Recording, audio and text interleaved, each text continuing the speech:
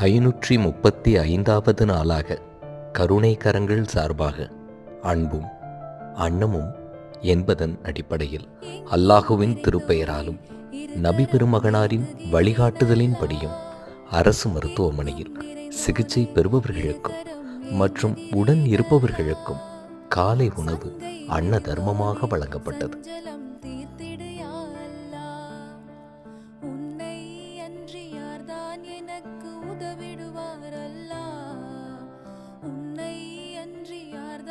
எனக்கு உதவிடுவார்.